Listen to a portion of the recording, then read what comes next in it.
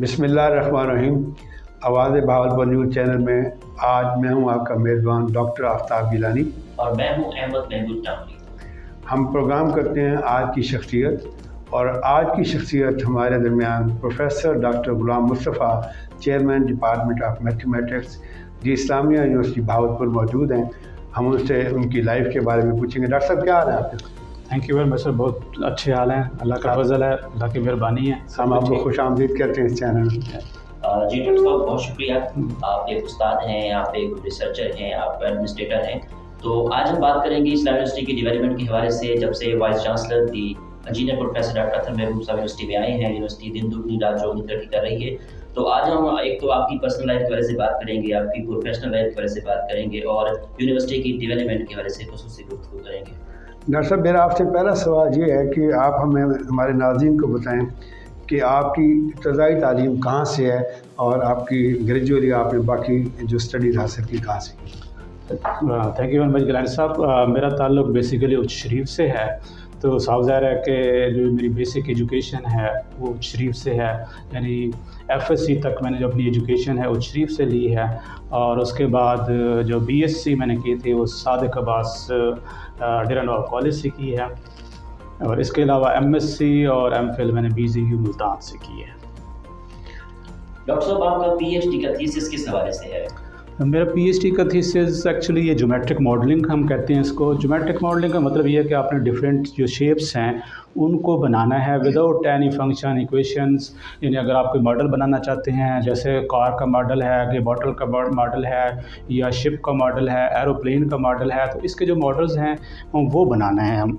तो इसमें हम क्या करते हैं, पहले इसके बैकग्राउंड में मैथमेटिक्स होता है, उसके बाद हम उसमें प्रोग्रामिंग करते हैं। प्रोग्रामिंग के बाद हम वो जो मॉडल है वो कंप्यूटर पे डिस्प्ले करते हैं, उसको देखते हैं। और ये जो आजकल इंटरनेशनल कंपनीज़ हैं, जो सपोज़ कार इंडस्ट्री है या शिप इंडस्ट्री है, ये जितनी भी इंडस्ट्रीज़ हैं, तो ये क्या करती हैं, सबसे पहले जो मॉडल है उसको वो कंप्यूटर पे डिस्प्ले करते हैं। फिर उसमें से जो मॉडल जो अच्छा होता है, जो सब लोग जिसको उसको लाइक करते हैं, कंपनी के जो मैनेजर्स होते हैं, जो कंपनी के जो एक्टिव एग्जीक्यूटिव बॉडी है, वो मॉडल जब चूज़ कर लेती है तो उसके बाद उसकी मैन्युफैक्चरिंग स्टार्ट होती है। तो मेरा जो फील्ड है वो बेसिकली इससे रिलेटेड है।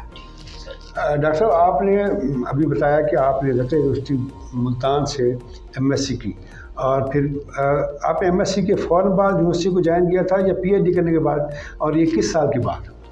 ये मैं जब MPhil कर रहा था 1996 में, मेरा फर्स्ट ईयर गुजर चुका था MPhil का। तो मैंने 31 मार्च 1996 को इस्लामिक यूनिवर्सिटी ज्वाइन किया था। और बकिया जो MPhil की एजुकेशन थी वो मैंने बाद में कंप्लीट कर ली थी, क्योंकि रिसर्च वर्क रहता था। बाई चांस वो जो छुट्टियाँ हो गई, गर्मियों की छुट्टियाँ, उसमें रिसर्च वर्क बाद में मैंने कंप्लीट कर लिया और ये 1996 में आ गया था यहाँ पे। डॉक्टर साहब, आपके रिसर्च आर्टिकल के हवाले से बात करें तो आपने अब तक कितने रिसर्च आर्टिकल पब्लिश हो चुके हैं, आपने लिख चुके हैं, मेरे टॉपिक्स पे हैं? मेरे रिसर्च आर्टिकल्स अराउंड 100 से ज़्यादा हो चुके हैं बेसिकली। और मैं इसके अलावा प्रोजेक्ट भी इस पर कर चुका हूँ, PhD भी प्रोड्यूस कर चुका हूँ। इस रिसर्च आर्टिकल वही मॉडलिंग के हवाले से हैं मेरे, और मतलब जो वर्ल्ड क्लास इंटरनेशनल जर्नल्स हैं उसमें पब्लिश हुए हैं। उसमें जो हमारे PhD स्टूडेंट्स हैं उन्होंने भी मेरे साथ मिलकर काम किया हुआ है। मैंने और सबसे पहले ये जो रिसर्च कल्चर था डिपार्टमेंट ऑफ मैथमेटिक्स में मैंने ही आके शुरू किया था। पहला PhD जो था वो मैंने ही रजिस्टर किया, और मेरे स्टूडेंट जो थे उन्होंने जो है वो PhD दी थी तकरीबन 2011 में। तो उसके बाद से ये सिलसिला जो है ना वो चल रहा है, और ये रूटीन मैटर हो गया PhD करना कराना। तो ये मैंने 2005 में यहाँ पे जो रिसर्च कल्चर था मैथमेटिक्स डिपार्टमेंट में वो मैंने शुरू किया था। आपकी सुपरविजन में कितने स्टूडेंट MPhil और PhD कर चुके हैं? MPhil मैंने 10 स्टूडेंट्स PhD की डिग्री ले चुके हैं, 5 PhD कर रहे हैं, और अबाउट 58 MPhil कर चुके हैं। और MSc तो साहब ज़रूर वो उनकी एक अलग से तादाद है। डॉक्टर साहब, आप बतौर चेयरमैन कब टेक ओवर किया, और इससे पहले मैथमेटिक्स डिपार्टमेंट में आपसे पहले कितने लोग जो हैं बतौर चेयरमैन सर्व कर चुके? ये मैंने जो 2016 में एज ए चेयरमैन अक्टूबर में ज्वाइन किया था, और उससे पहले जो 7 लोग थे जो एज ए चेयरमैन सर्व कर चुके थे।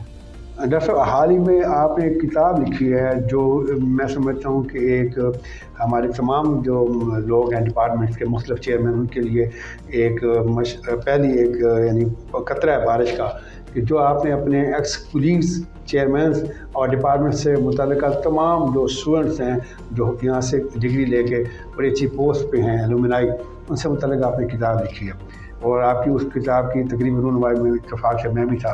तो उस हवाले से हमारे नाज़रीन को बताएं कि आइडिया आपके जहन में कैसे आया और वो किताब जो है वो किस बुनियाद पर और किस तरह उसको आपने लिखा। अच्छा, ये जहाँ तक आइडिया की बात है तो ये 2020 में हमारे एक्स जो चेयरमैन थे डॉक्टर गुलाम कमर अब्बासी, उनकी डेथ हुई कोरोना की वजह से। तो मुझे ये कहा गया कि आप उनकी ओबिचुरी लिखें, तक उनके मुतालिक लिखें कि वो उन्होंने डिपार्टमेंट के लिए क्या खिदमत सर अंजाम दी। तो अनफॉर्चुनेटली हमारे पास कोई जो मटेरियल है वो मौजूद नहीं था, रिकॉर्ड मौजूद नहीं था। तो उस वक्त मुझे बड़ा शॉक हुआ और मेरे जहन में एक आइडिया आया कि मुझे बुक लिखनी चाहिए जिसमें अपने मैथमेटिक्स डिपार्टमेंट का जो रिकॉर्ड है असातिज़ा का, चेयरमैन का, उनकी खिदमत का, वो उसका रिकॉर्ड हमें सेव करना चाहिए ताकि उसको बाद में हम पब्लिक कर सकें, जब भी हमें ज़रूरत हो तो उसको यूज़ कर सकें। ये बड़ा अच्छा आइडिया था, ये बड़ी अच्छी किताब है। उससे ये है कि अब तक मैथमेटिक्स डिपार्टमेंट इस्लामी यूनिवर्सिटी बहावलपुर में जितने फारिग तहसील तलबा हैं मैथमेटिक्स के, उनका ब्रीफ तारफ़ दिया गया है। जितने फैकल्टी मेंबर रिटायर्ड हैं जो मौजूद हैं उनका तारफ़ दिया गया है और साथ साथ डॉक्टर साहब ने अपने तमाम आप उनसे पहले जितने लोगों ने बतौर हेड ऑफ डिपार्टमेंट या चेयरमैन सर्व किया उनका भी तारफ़ दिया। तो डॉक्टर साहब, एक आपसे सवाल ये पूछना था, इस वक्त आपके पास कितने फैकल्टी मेंबर हैं और उनके डेजिग्नेशन क्या है, यानी आपके पास लेक्चरर कितने, असिस्टेंट प्रोफेसर और एसोसिएट प्रोफेसर? इस वक्त हमारे पास टोटल जो है 9 फैकल्टी मेंबर्स हैं, जिसमें से जो 6 हैं वो एसोसिएट लेक्चरर हैं, 13 जो हैं वो दूसरे हैं जिसमें 2 प्रोफेसर हो गए और बाकी जो है सारे असिस्टेंट प्रोफेसर हैं। और जो फैकल्टी मेंबर हैं वो पीएचडी कितने हैं? हाँ, इसमें हमारे जो सारे फैकल्टी मेंबर जो परमानेंट फैकल्टी है वो सारे पीएचडी हैं। यानी कि हम टोटल 13 हैं पीएचडी और ये परमानेंट फैकल्टी मेंबर है। इसके अलावा हमारे पास जो एक्स्ट्रा सीटें भी मौजूद हैं। प्रोफेसर डॉक्टर अतर महबूब साहब ने हमें एक्स्ट्रा सीट्स दी। मैंने एक प्रपोज़ल दी उन्हें जिसमें एक मेगा प्रपोज़ल थी सीट्स के हवाले से। तो प्रोफेसर डॉक्टर अतर महबूब साहब ने हमें जो है 5 न्यू सीटें एसोसिएट प्रोफेसर की दी और तकरीबन 10 जो है ना 11 एसोसिएट प्रोफेसर के न्यू सीट्स दे दी और इसी तरह 10 उनके 13 के करीब असिस्टेंट प्रोफेसर की। डॉक्टर साहब, आप जिक्र कर रहे हैं इंजीनियर प्रोफेसर डॉक्टर अतर महबूब साहब के हवाले से कि उन्होंने आपके लिए जो भी आपने डिमांड की उन्होंने सीट्स आपको दी। तो मैं समझता हूँ कि इनका जो पीरियड है 2 साल से कम हो गए, थोड़ा 2 महीने ऊपर हो गए इनको। जुलाई 2019 में सर ने ज्वाइन किया था।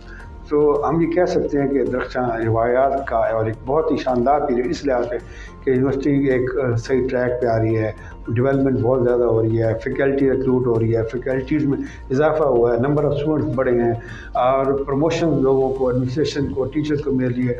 तो आप इनकी इस पीरियड को हमारे नाज़रीन को बताएं कि किस तरह देखते हैं और क्या क्या काम आप समझते हैं कि जो इंजीनियर प्रोफेसर डॉक्टर अतर महबूब साहब ने इस 2 साल के मुख्तसर अरसे में किए।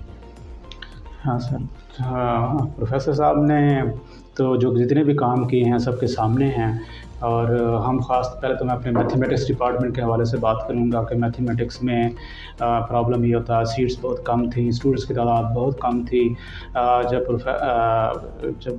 वाइस चांसलर साहब ने यूनिवर्सिटी का चार्ज संभाला तो उस वक्त मैथमेटिक्स में तकरीबन 400 स्टूडेंट्स मौजूद था, लेकिन इस वक्त जो है ना तकरीबन 1300 स्टूडेंट्स मैथमेटिक्स डिपार्टमेंट में मौजूद है और मज़ीद अभी हमने जो न्यू इनटेक लेनी है उसमें और बढ़ जाएगा। और एक वक्त था कि हमारे असातिज़ा जो है ना वो डिप्रेशन का शिकार थे कि जी आगे सीट्स नहीं है, प्रमोशन के प्रॉब्लम थे, अगर सीट्स थी तो उनकी सीट एडवर्टाइज़ नहीं होती थी। लेकिन इस वाइस चांसलर साहब ने तो ये सारे फंक्शन, सारा काम जो है ना वो इतना स्मूथ कर दिया है कि अब वो जो एक मेंटल डिस्टर्बेंस थी, लोग जहनी मरीज़ होते जा रहे थे, वो अब रिलैक्स हो गए हैं। अब हम काम जो भी कर रहे हैं वो रिलैक्स होकर कर रहे हैं। और प्रोफेसर साहब हमें जो अप्रिशिएट करते हैं, हम जो भी प्रपोज़ल मैं लेके गया हूँ उन्होंने न सिर्फ उसको अप्रिशिएट किया बल्कि अप्रूव भी किया, हौसला अफजाई की।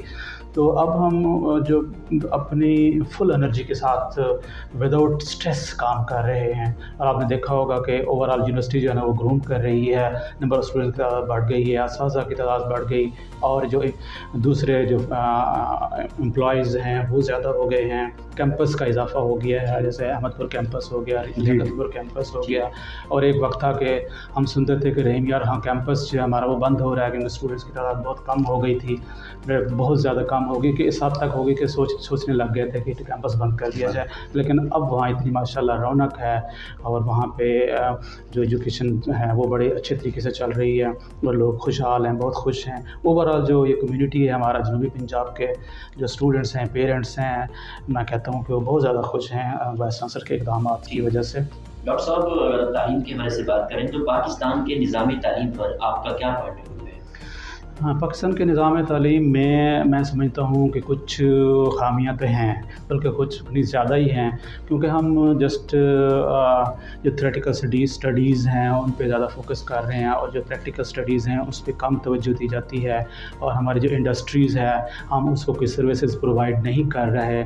उसकी वजह ये है कि हमारे जो सिलेबस हैं या जो टीचिंग मेथोडोलॉजी है वो उसके साथ मैच नहीं करती। तो इंडस्ट्री के साथ जब तक इसको हम लिंक नहीं करेंगे, या जो दूसरे इंस्टीट्यूशंस हैं जो जिसमें जैसे फ्रीलांसिंग वगैरह है या सेल्फ अर्निंग है, तो उस वक्त तक हम तरक्की नहीं कर सकते जब तक हम अपने सिलेबस उनके साथ या कंपैटिबल नहीं उसके साथ करते। तो मेरे ख्याल में हमारे सिलेबस को कंपैटिबल होना चाहिए इस तरह की चीज़। अब तक मैथमेटिक्स डिपार्टमेंट में डॉक्टर साहब आप लोग कितनी कॉन्फ्रेंस नेशनल या इंटरनेशनल लेवल पर करवा चुके हैं, और नियर फ्यूचर में कोई ऐसा प्लान है आपका? जी, कॉन्फ्रेंसेस के हवाले से अगर हम पास्ट में चले जाएं तो कोई ज़्यादा अच्छी प्रोग्रेस नहीं थी हमारी। हमने 1992 में एक इंटरनेशनल कॉन्फ्रेंस करवाई, और उसके बाद नहीं, पहले हुई 89 में, दूसरी 1992 में हुई जो डिपार्टमेंट ने ख़ुद कराई। उसके बाद एक काफ़ी अर्सा तक खामोशी रही, कॉन्फ्रेंसेस ना हो सकी। लेकिन दरमियान में आके जो हमारी पाकिस्तान मैथमेटिकल सोसाइटीज़ है उसने कुछ कॉन्फ्रेंसेस करवाई, जिसमें हम एडमिनिस्ट्रेटर तो नहीं थे, एडमिनिस्ट्रेशन में तो नहीं थे, लेकिन हम वहाँ शरीक ज़रूर होते थे। उसके बाद जो डिपार्टमेंट ने ख़ुद करवाई है तो वो 2021 में करवाई है इंटरनेशनल कॉन्फ्रेंस। यानी कोरोना की स्ट्रेस के होते हुए भी हमने 2021 में एक इंटरनेशनल कॉन्फ्रेंस करवाई है। नियर फ्यूचर आपका कोई प्लान है कि फर्दर का? जी, इस वक्त हम कॉन्फ्रेंस का जो ड्राफ्ट है ऑलमोस्ट तैयार हो चुका है, तो वो हमने जो ही फाइनल होता है तो उसको हम हायर एजुकेशन कमीशन के पास भेजेंगे, PHED के पास भेजेंगे अप्रूवल के लिए। तो ये हमारा वैसे चांस तो है, कोशिश तो हम करेंगे दिसंबर में हो जाएगा, दिसंबर में ना हुई तो जनवरी-फरवरी तक हम इंशाल्लाह कर लेंगे। अच्छा डॉक्टर साहब, एक और चीज़ हमारे नाज़रीन को बताएं कि चूँकि आपका सब्जेक्ट मैथमेटिक्स है, जो बाज़ार एक बड़ा खुश सा सब्जेक्ट है, लोग इससे भागते भी हैं। तो आप चूँकि इस फील्ड में मालदार है, आप कॉम्पिटेंट अथॉरिटी हैं, हेड के हैं आप डिपार्टमेंट के, तो आप हमारे नाज़रीन को, स्टूडेंट्स को बताएं कि मैथमेटिक्स का अदरवाइज़ क्या स्कोप है टीचिंग के अलावा, और इस सब्जेक्ट की क्या वैल्यू है? जी, मैंने जो बुक लिखी ना तो उसमें मैंने जो अलमनाइज़ हैं उनका मैंने उस बुक में ज़िक्र किया और ये बताया कि जी हमारे मैथमेटिक्स के जो लोग हैं वह कहाँ कहाँ जॉब कर रहे हैं और कहाँ कहाँ जॉब कर सकते हैं। तो जो मैंने सर्वे किया उसमें मैंने देखा हमारे जो मैथमेटिशियंस हैं वो पुलिस में भी हैं, ऑडिट ऑफिसर भी हैं, स्टैटिस्टिकल ऑफिसर भी हैं और आर्मी भी हैं, डिफेंस जो प्लान है आर्मी का उसमें भी हैं, कोर्ट और रिसर्च लेबॉर्ट्री में भी काम कर रहे हैं, एटॉमिक एनर्जी में भी हमारे जो फारिग तहसील तलबा हैं वो भी वहाँ भी काम कर रहे हैं। तो डॉक्टर साहब, तालीम के हवाले से तो बात हो चुकी है, अब हम कल्चर को देखते हैं। इस्लामी यूनिवर्सिटी रिसर्च कल्चर को किस तरह प्रमोट कर रही है? अगर हम देखें कल्चर, एक तो जो रिसर्च इंसेंटिव है वो तमाम असातिज़ा को दिया जा रहा है कि आप जितने भी पब्लिकेशन लिखेंगे उस बेस पे आपको रिसर्च इंसेंटिव मिलेगा। तो ये एक मैं कहता हूँ कि एक मेजर कंट्रीब्यूशन है यूनिवर्सिटी की तरफ से और जो असातिज़ा को मोटिवेट करती है कि अगर वो मेहनत कर रहे हैं तो उनको कुछ ना कुछ तो अवार्ड मिलना चाहिए। और इसके अलावा जो आपने देखा होगा कि एग्रीकल्चर के हवाले से भी यहाँ पे ब्रेक थ्रू हुआ है, तो उसमें जिन लोगों ने कंट्रीब्यूट किया है तो उनको बहुत ज़्यादा प्रमोट किया गया, उनकी हौसला अफजाई की गई और उनको जो है ना इंटरनेशनल लेवल पे भी अप्रिसिएशन मिली है। तो मैं समझता हूँ कि ये एक अच्छी मोटिवेशन है जो हमें इनकरेज करती है। रिसर्च को पाकिस्तान में बेहतर करने के लिए आपकी क्या तजवीज़ है? रिसर्च कल्चर जो है ना, अगर हमारे एक थ्योरेटिकल रिसर्च है उसको किसी तरह प्रैक्टिकल जो है प्रैक्टिकली कर दिया जाए तो रिसर्च कल्चर हमारा प्रमोट होगा। यानी अगर हमारे जो प्रोजेक्ट्स हैं उनको लिंक कर दिया जाए इंडस्ट्री के साथ या जो हमारे एग्रीकल्चर है उसके साथ, ये प्रोजेक्ट अगर लिंक हो जाएं तो फिर ये रिसर्च कल्चर जो है ना मेरे ख्याल में मज़ीद बेहतर हो जाएगा और वो जो पोटेंशियल रिसर्च पेपर्स होंगे वो हम मार्केट में आएंगे जिसका जो है ना वो आवाम को डायरेक्ट फ़ायदा होगा। डॉक्टर साहब, अमूमी तौर पर हमारे यहाँ जो कल्चर है वो ये है कि जब कोई यूनिवर्सिटी में टीचर आता है तो स्टार्ट करता है अपना कैरियर एज लेक्चरर, फिर असिस्टेंट प्रोफेसर, फिर ज़ाहिर वो PhD करता है, पेपर निकालता है एसोसिएट और प्रोफेसर। तो इस सारे उस सिस्टम में हर बंदे की ख्वाहिश और कोशिश होती है कि वो मैक्सिमम अपने जो नंबर ऑफ़ पेपर है वो पूरे करें ताकि उसको प्रमोशन मिल जाए।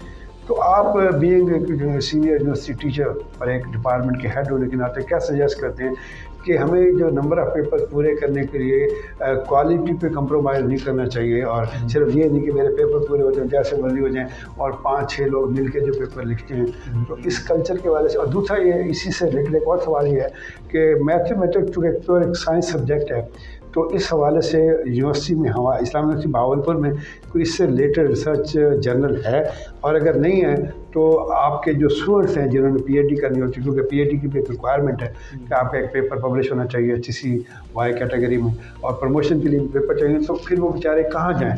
तो इस हवाले से आप ज़रा बताइएगा। हाँ, एक तो आपने बहुत बात अच्छी की कि हम नंबर ऑफ़ पब्लिकेशन की तरफ भाग पड़ते हैं और उसकी क्वालिटी को कंप्रोमाइज़ कर लेते हैं। मैंने ये एक चीज़ ये नोट की है कि जो हमारे जो यंग जनरेशन है, न्यू असातिज़ा हैं, उनमें ये होता है कि जल्दी नंबर पूरे कर लें। तो इस शॉर्टकट में क्या करते हैं, 5-5, 6-6 का जो ग्रुप है वो कर लेते हैं। एक ने पेपर लिखा, दूसरे ने उसका नाम लिख दिया, फिर इस तरह एक नेम जो है इंटरचेंज करते हैं। तो ये एक अच्छी प्रैक्टिस बहरहाल नहीं है, हमें शॉर्टकट की तरफ नहीं जाना चाहिए। तो हमें क्वालिटी पे कंप्रोमाइज़ नहीं करना चाहिए। हाँ, ये है कि चलो ठीक है, आपको बहुत ज़्यादा ज़रूरत हो गई है पेपर्स की और आप काफ़ी अर्से से जो है ना फंसे हुए हैं, तो फिर कोलैबोरेशन कर लें। तो एक बंदे के साथ कोलैबोरेशन ठीक है, 2 के साथ, लेकिन 5-5, 6-6, बाज़ दफ़ा 7-7, 8-8 साल की जो कोलैबोरेशन चल रही होती है उसको तो मैं डिस्करेज करूँगा। और बाकी जो जहाँ तक जर्नल्स की बात है तो पाकिस्तान में जर्नल्स कुछ मौजूद हैं मैथमेटिक्स के हवाले से, लेकिन कोई अच्छी कैटेगरी के तो नहीं हैं, जस्ट X कैटेगरी तक पहुँचे हैं। फिर कुछ Y कैटेगरी के भी जर्नल्स हैं। अलबत्ता जो इंटरनेशनल जर्नल्स हैं हमें कोशिश करनी चाहिए कि उधर भेज दें और इधर भी भेजें। जो पाकिस्तान के जर्नल हैं इनमें अगर हम पेपर नहीं भेजेंगे तो इनकी क्वालिटी कैसे इंप्रूव होगी और इनको इम्पैक्ट फैक्टर कैसे मिलेगा। इधर भी भेजें पेपर, बाहर भी भेजने चाहिए। अभी आपने इम्पैक्ट फैक्टर की बात की, जो प्योर साइंस सब्जेक्ट हैं उनमें ख़ास तौर पर जो है ये इम्पैक्ट फैक्टर जो है ये बहुत देखा जाता है। आपका अपना रिसर्च के हवाले से और आपके डिपार्टमेंट का जो कलीग्स हैं इम्पैक्ट फैक्टर के हवाले से वो कहाँ पार करें? मैथमेटिक्स इस वक्त पब्लिकेशन के हवाले से बहुत टॉप पे जा रहा है। बहुत अच्छे आर्टिकल्स जो है ना वो, अगर आप मेरी वो बुक देखें हैं तो उस बुक में मैंने ईयर वाइज पब्लिकेशन का जो रिकॉर्ड है वो उसमें दिया हुआ है। तो हमारा ग्राफ ऐसे स्टीप अप जा रहा है। पब्लिकेशन हर साल, हमारे पिछले साल से पब्लिकेशन ऑलमोस्ट डबल होती हैं। तो एक यहाँ का एक कल्चर डेवलप हो गया मैथमेटिक्स डिपार्टमेंट में। तो अब हमें पब्लिकेशंस के हवाले से, PhD प्रोड्यूस करने के हवाले से, MPhil प्रोड्यूस करने के हवाले से कोई ऐसा इशू नहीं है। आपसे निकलने साहब बात करूँगा यहाँ पे कि एक तो हम सीरियस गुफ्तगू कर रहे हैं मैथमेटिक्स के हवाले से, तालीम के हवाले से, रिसर्च कल्चर के हवाले से। तो यहाँ पे नाजरीन को ज़रा हम मोटिवेट भी कर सकते हैं, ज़रा एंटरटेन भी करेंगे। डॉक्टर साहब, अदब के हवाले से बात करें तो अदब से आपको कितना लगाव है? शायरी पसंद है? घूमना फिरना कितना पसंद है? अदब के हवाले से सुनने की हद तक तो मुझे बहुत शौक़ है, सुनता बहुत हूँ, लेकिन मैं याद नहीं करता और याद मुझे मैं कर भी लूँ तो मुझे भूल जाते हैं शेर। तो ये आप मेरी खामी समझें या जैसे समझें, तो मुझे शेर याद नहीं होता, क्योंकि मुझे डर था कि आप ये ना कह दें आप शेर कोई सुनाएं, मुझे आता नहीं होगा कोई शेर। तो हम आपसे शेयर नहीं सुनते, लेकिन आप अपने दूसरी जो उन्होंने सवाल किया टूरिज्म के हवाले से, तो आपको घूमने फिरने का कितना शौक है, और आप अगर दुनिया में कहीं बाहर गए, पाकिस्तान से बाहर, तो कहाँ गए हैं, और विद इन पाकिस्तान आपने कौन कौन से इलाके देखे हैं, और आप क्या समझते हैं कि टूरिज्म कितनी इम्पोर्टेंट? हाँ जी, मुझे घूमने का इंटरनेशनल लेवल के हवाले से बहुत ज़्यादा शौक़ है, और मैंने अपने करियर में ज़्यादा टाइम तो मैंने चाइना में गुजारा है, क्योंकि मैं 3 टाइम्स चाइना में गया हूँ। पीएचडी भी वहाँ चाइना से की, और पीएचडी करने के बाद फिर मैं 2010 में गया, फिर 14 में गया, और इसके अलावा मैं सिंगापुर गया और साउथ कोरिया विज़िट किया मैंने। यूके में 6 मंथ में रहा, तो ये कंट्री मैंने विज़िट की, क्योंकि मुझे बड़ा शौक़ था। अब आके थोड़ा सा मैंने वो कर दिया है, इसको स्टॉप कर दिया, क्योंकि एडमिनिस्ट्रेशन में आ गया, रिस्पॉन्सिबिलिटी ज़्यादा हो गई हैं। और पहले तो मैंने इंटरनेशनल जो ट्रिप थे वो ज़्यादा किए मैंने। उसके बाद मैंने फिर पाकिस्तान में जो है ना वो ट्रिप अपनी फैमिली के साथ मैं नॉर्दर्न एरियाज़ में अक्सर जाता रहता हूँ। बल्कि जब मैं स्टूडेंट था उस वक्त भी नॉर्दर्न एरियाज़ विज़िट किए थे मैंने। आई लाइक टूरिज़म, और सैर व तफरीह को मैं पसंद करता हूँ। सर, सिंगापुर में, चाइना में, यूके में और पाकिस्तान में आपने क्या महसूस किया, क्या चीज़ आपको डिफरेंट लगी? अगर हम चाइना में देखें तो वो हमारी तरह के हल्ला गुल्ला करने वाले और इस तरह के मतलब इंजॉय करने वाले लोग मुझे न मिले, और क्योंकि मैंने ज़्यादा अरसा वहाँ गुजारा, और ये चीज़ मैंने देखी, वो बड़े मेहनती हैं, मुखलिस हैं और इंजॉय करने वाले चाइना लोग हैं। में फूड का भी बहुत बड़ा प्रॉब्लम है, और आपको पाकिस्तानी रेस्टोरेंट कैसे मिले, ये थोड़ा बताइएगा। जब मैं गया था उस वक्त मैं 2000 में गया, सितंबर 2000 में। उस वक्त सीरियस इशू था खाने पीने के हवाले से, तो हम कोशिश कर रहे थे खुद ही कुकिंग करें, क्योंकि उस वक्त हलाल फूड का मिलना बहुत मुश्किल था। लेकिन अब जब मैं बाद में गया हूँ, 2 दफ़ा गया हूँ, तो मैंने देखा है कि हलाल फूड का मिलना अब इतना मुश्किल नहीं रहा। वहाँ पे ओवरऑल तमाम बिग सिटीज़ में मुस्लिम रेस्टोरेंट मौजूद है। इवन के यूनिवर्सिटीज़ में भी कुछ कॉर्नर्स, कुछ स्मॉल जो है ना वो कॉर्नर्स ऐसे हैं जो वहाँ पे हलाल फूड मिल जाती है, और वैसे जो रिज़र्व फूड होती है वो भी हलाल मिल जाती है। अब इतना इशू पहले की तरह नहीं है। डॉक्टर साहब, बहैसियत एक उस्ताद के, ज़ाहिर है मुअल्लिम जो होता है, उस्ताद जो होता है, ये पैगम्बराना प्रोफेशन है, और अल्हम्दुलिल्लाह आप और हम शफाक से इससे रिलेटेड हैं। तो हम अपने जो बच्चे हैं जब हम उनको पढ़ाते हैं तो हम उनसे दिल की बात भी कर लेते हैं, यानी, और ये एक उस्ताद को अल्लाह ताला ने एक रुतबा दिया होता है कि बच्चे वालिदैन की बात पे शायद डिसएग्री कर जाएं, लेकिन उस्ताद की बात को नहीं टालते और मानते हैं। इस लिहाज से बड़ा अच्छा प्रोफेशन है। तो आप हमारे नौजवान नस्ल को ये पैगाम देना चाहेंगे कि वो मुस्तकबिल में इसकी तरफ आएँ, कि टीचिंग प्रोफेशन को ज्वाइन करें, और वो कुएं के मेंढक ना बने। अगर स्कूल में हैं तो कोई बात नहीं, स्कूल टीचर भी रिस्पेक्टेबल है, लेकिन स्कूल से कॉलेज में, कॉलेज से यूनिवर्सिटी में बेहतर से बेहतर अपॉर्चुनिटी उनको मिल सकती है। तो आप क्या पैगाम देना चाहेंगे कि वो मैथमेटिक्स की डिग्री लेने के बाद इस प्रोफेशन में आएँ या किसी और में भी जाएँ? जैसे जहाँ तक स्टूडेंट की ट्रेनिंग या बात सुनने के वाले सुनने की बात है, तो मैं हमेशा कोशिश करता हूँ कि मैं अपना जो ताल्लुक़ है स्टूडेंट का क्लास की हद तक ना रखूं, बल्कि क्लास से बाहर भी मेरा उनके साथ लिंक है। और मैंने यहाँ पे चेयरमैन का चार्ज संभालने के बाद मैंने एक स्टूडेंट की जो रैपिड फोर्स है वो बनाई, और रैपिड फोर्स ने बड़े बड़े काम किए, अनएक्सपेक्टेड, जो हम उनसे एक्सपेक्ट नहीं कर रहे थे। हम समझ रहे थे कि हमारे जो स्टूडेंट हैं वो मैथमेटिक्स में, जैसे लोगों का परसेप्शन होता है कि जी लेज़ी होंगे, काम नहीं करते, ऐसा नहीं पाया मैंने उन्हें। और ये बड़े बड़े मैंने मेगा इवेंट करवाए, conference, international conference, mathematical olympiad करवाए। तो इसमें जो हमारी रैपिड फोर्स थी उसने बहुत ज़्यादा जो उसमें कंट्रीब्यूट किया और डिसिप्लिन को मेंटेन किया। तो ये मैं बेसिकली उनको ट्रेनिंग दे रहा था। मेरा मकसद ये था कि मैं अपने स्टूडेंट्स को ट्रेन करूं कि वो बड़े बड़े फंक्शन ऑर्गेनाइज़ कर लें, बड़े बड़े इवेंट ऑर्गेनाइज़ करें, और मैं इसमें कामयाब भी हुआ, मुझे अच्छा रिस्पांस मिला। इसके अलावा अब मेरे ज़हन में ये है कि बीइंग उस्ताद हम क्या करते हैं, क्लास में पढ़ाते हैं, जब तक वो डिपार्टमेंट में हैं तो हमारा उनके साथ ताल्लुक़ है, जो ही वो डिपार्टमेंट छोड़ते हैं ताल्लुक़ ख़त्म हो जाता है। तो मैंने अब ये रिसेंटली 1 वीक से एक प्रोग्राम शुरू किया है कि नहीं जी, हमारा जब यहाँ से चले जाते हैं उस वक्त भी हमारा जो टीचिंग का किरदार है टीचर का, वो जारी रहना चाहिए। उनकी रहनुमाई, उनकी गाइडेंस जो है ना उनको हम देते रहें।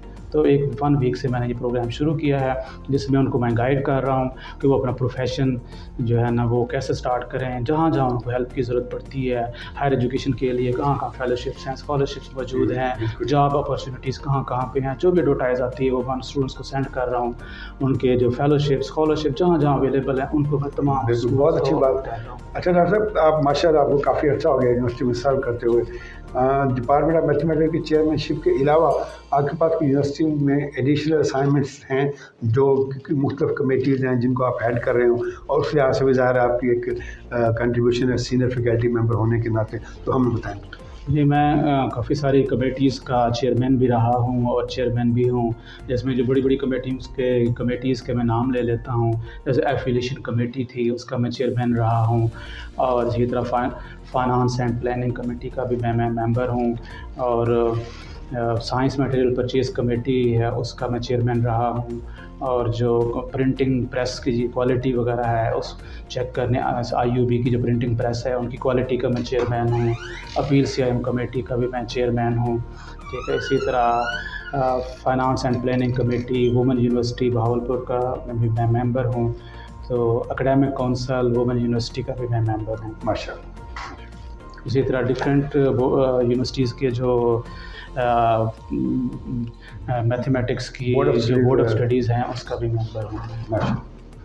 सर यहाँ पे मैं बात करना चाहूँगा कि आपकी इस कामयाबी के सफ़र में आपके वालिदैन का, आपके असातिज़ा का कितना साथ है? तो सबसे जो मेन कंट्रीब्यूशन है वो मेरी वालदा की है और मेरे भाइयों की है, क्योंकि वालिद साहब मेरे फौत हो गए थे जब मैं तीसरी क्लास में पढ़ता था। तो वालदा ने ही हमें जो है ना वो आगे प्रमोट किया, मोटिवेट किया कि हम गांव में रहते थे, वहाँ पे जहाँ एजुकेशन कल्चर नहीं था, तो ये जो एजुकेशन का जो मोटिवेशन थी वो वालदा की तरफ से मिली। उन्होंने मुझे बहुत ज़्यादा पुश किया कि जी आप पढ़ें, आगे निकलें। तो फिर भाइयों ने बहुत सपोर्ट किया, इवन कि मेरे बड़े भाई हैं एक, उन्होंने सपोर्ट किया, छोटे भाइयों ने सपोर्ट किया। तो आज मैं इस मुकाम पे पहुंचा हूँ, मैं अप्रिशिएट करता हूँ। उन्होंने मेरे साथ बहुत कोऑपरेट किया, और साथ साथ असातिज़ा कराम ने भी, साफ ज़ाहिर है कि उनके कंट्रीब्यूशन के बगैर, उनकी गाइडेंस के बगैर तो आगे नहीं जा सकते हम। जी डॉक्टर साहब, हर इंसान आजकल के इस मॉडर्न दौर में कामयाब होना चाहता है, तो आपकी नज़र में कामयाबी क्या है? कामयाबी को कैसे एक्सप्लेन करेंगे आप? मैं कामयाबी को ऐसे एक्सप्लेन करूँगा कि अगर आपको जो दूसरे लोग हैं आपको अप्रिशिएट करते हैं कि आपने बड़ा अच्छा काम किया है, लोगों की अप्रिसिएशन है, लोग आपको रिस्पेक्ट दे रहे हैं, तो मैं समझता हूँ कि आप कामयाब हैं। अगर ऐसा नहीं है तो फिर मैं समझूंगा वो कामयाबी वो आपकी ज़ात तक शायद हो, लेकिन दूसरों के लिए वो नहीं होगी। मैं डॉक्टर साहब ये कहना चाह रहे हैं कि अगर मैंने जो इनका पॉइंट लिया है कि कामयाबी ये है कि आप लोगों में इंसाफ भी करें लोगों को, और हकूक़ुल इबाद में ख़ास तौर पर देखें, दो तरह के मामला हैं, एक अल्लाह बंदे का मामला है, एक इंसान का मामला इंसान से। तो डॉक्टर साहब के मेरा पॉइंट ऑफ व्यू ये है कि हमें अल्लाह के हुकूक अदा करने, लेकिन उससे ज़्यादा अहम बंदों के हैं। तो अगर आप बैलेंस करेंगे, इंसाफ करेंगे, हम वैसे टीचर भी मतलब कंट्रीब्यूट करें, अपने स्टूडेंट के साथ इंसाफ करें, उनको अपने जो हमें इल्म है हमें उनको कंट्रीब्यूट करना चाहिए, देना चाहिए, और उनके साथ उनके मामलात को भी देखना चाहिए। जैसे आपने फरमाया, बड़ी अच्छी बात है कि आप उनका आखिर तक भी ख्याल रखते हैं, और ये है कि जब उनकी डिग्री मुकम्मल हो जाए उनके फ्यूचर का भी ख्याल रखते हैं, तो ये बहुत बड़ी बात है। तो डॉक्टर साहब, आखिर में आप कोई हमारे नाज़रीन को पैगाम देना चाहेंगे, ख़ास तौर पर पाकिस्तान के हवाले से, इस्लाम के हवाले से? तो कहानी मैं सब पाकिस्तानियों को ये कहूँगा कि अपने मुल्क से प्यार करें, अपने मुल्क से मोहब्बत करें, अपनी आर्मी से मोहब्बत करें, क्योंकि हमारा मुल्क है तो हमारी रिस्पेक्ट है, अगर मुल्क नहीं है तो हमारी रिस्पेक्ट नहीं है। अब जहाँ भी जाते हैं, बाहर जाते हैं, फ़ॉरेन जाते हैं, तो आप वहाँ पे अपनी कंट्री का जो एक पॉजिटिव फेस है वो वहाँ पर प्रेजेंट करें। ये नहीं है कि वहाँ जाके आप जो नेगेटिव इम्पैक्ट है वो डालें, बल्कि अप्रिसिएशन करें, जो अच्छे अच्छे काम हैं उनको नुमायाँ करें, और पाकिस्तान से मोहब्बत करें, एक दूसरे से मोहब्बत करें। मेरे ख्याल में ये सबसे बहुत खूबसूरत पैगाम दिया आपने कि हमें पाकिस्तानी बनना है, पाकिस्तान से मोहब्बत करनी है, अपने मज़हब से मोहब्बत करनी है, अपने मुल्क में रहने वाले गैर मुस्लिम अक़लियतों के साथ उनके बराबर का सलूक करना है, उनके हकूक़ का ख्याल रखना है, और अपने मुल्क से बहुत ज़्यादा जितनी चाहे मोहब्बत, क्योंकि जो हमें इज़्ज़त और पहचान मिली है कुछ मुल्क पाकिस्तान की वजह से मिली है। और बहुत अच्छी गुफ्तगू डॉक्टर साहब से। माइंड सेट क्लियर हो गए हैं। Thank you very much. बहुत शुक्रिया डॉक्टर साहब, आप हमारे प्रोग्राम आवाज़ भावलपुर न्यूज़ चैनल में तशरीफ़ लाए, हमारे नाज़रीन से मैथमेटिक्स के हवाले से, अपनी पर्सनल लाइफ के हवाले से अपने जो एक्सपीरियंस हैं वो शेयर किए। मैं डॉक्टर आफ्ताब गिलानी और एंकर पर्सन अहमद महमूद आपसे इजाज़त चाहेंगे। अल्लाह हाफिज़। पाकिस्तान जिंदाबाद।